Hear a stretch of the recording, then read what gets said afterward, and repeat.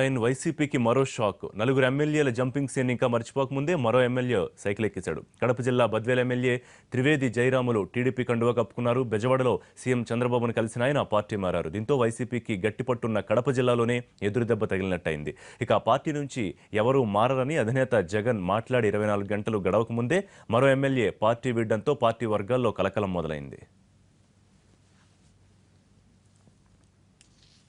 అయితే అభివృద్ధిలో భాగస్వామిని అవ్వడానికి టీడీపీలో చేరానన్నారు వైసీపీ ఎమ్మెల్యే జయరాములు. చంద్రబాబు రాష్ట్ర అభివృద్ధికి కష్టపడుతున్నారని, ఆయనకు అండగా నిలిచి తెలుగుదేశం నాయకత్వంలో పనిచేయడానికి ఈ నిర్ణయం తీసుకున్నారని చెప్పారు ఎమ్మెల్యే. బద్వేలు నియోజకవర్గాన్ని అన్ని విధాలుగా అభివృద్ధి చేయడానికి బాబు హామీ ఇచ్చారని ఆయన అన్నారు. వైఎస్ఆర్ జిల్లా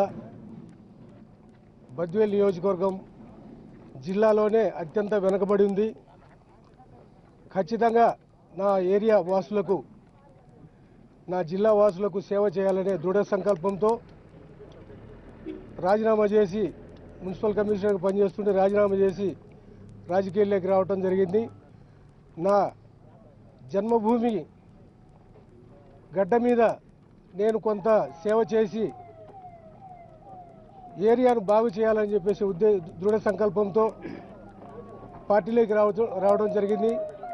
అదేవిధంగా రాష్ట్రం చాలా లోటు బడ్జెట్లో ఇబ్బందిలో ఉండి కూడా ఈరోజు గాలేరు నగరి, సుజల స్రవంతి, వెలుగోడు, బ్రహ్మసాగర్ ఈ ప్రాజెక్టులన్నీ కూడా, పెండింగ్లో ఉన్న ప్రాజెక్టులన్నీ కూడా అత్యంత త్వరితగతిన పూర్తి చేసేదానికి ముఖ్యమంత్రి గారు సుముఖత చూపారు. దళితుల పట్ల జరుగుతున్నటువంటి కొన్ని ఘోరాలు, నేరాలు కూడా ఆపి అందరినీ ఎలాంటి ఇబ్బంది లేకుండా సోదరభావంతో చూస్తామని కూడా హామీ ఇచ్చారు. దళితుల అభివృద్ధి కోసంగా వారు ఎంతవరకు పాటుపడాలనో అంతవరకు పాటుపడతారని చెప్పేసి మాట ఇవ్వడం జరిగింది.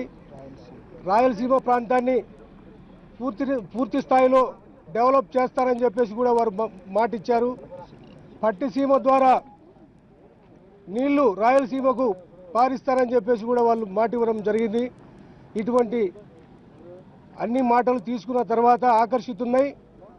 పార్టీకి సహకరించి రాష్ట్రాభివృద్ధికి తోడ్పడి చంద్రబాబు నాయుడు గారి నాయకత్వంలో పనిచేద్దామనే ఉద్దేశంతో ఈరోజు తెలుగుదేశం పార్టీలో చేరడం